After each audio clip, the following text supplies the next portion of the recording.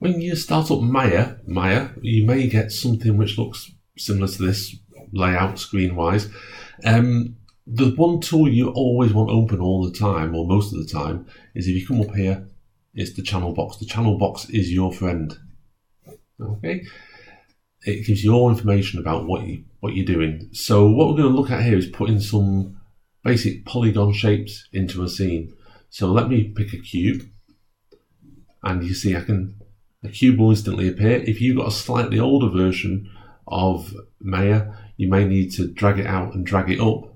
But you can see over here, I've got all sorts of options about how to scale it. So if I wanted to make it 2 units wide, or 5,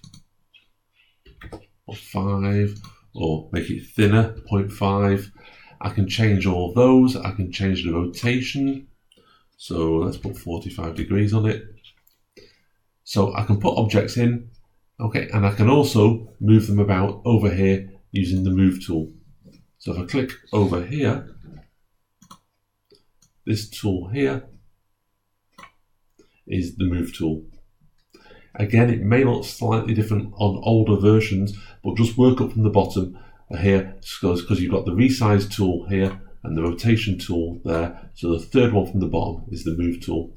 And if you click on the blue arrows, you can move it along the axes that you need to, or coming back over here again, we can type stuff into these boxes here.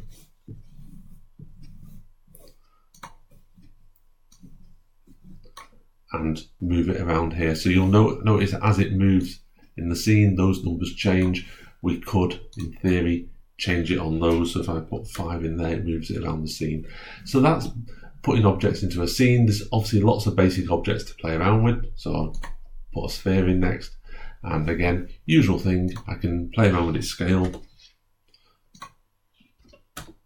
That should be more like a lozenge shape. And I'm just rotating around by pressing the Alt key and the left mouse button to rotate around the scene. So by putting these objects into a scene, you can build stuff up like Lego blocks and build a very basic model using these.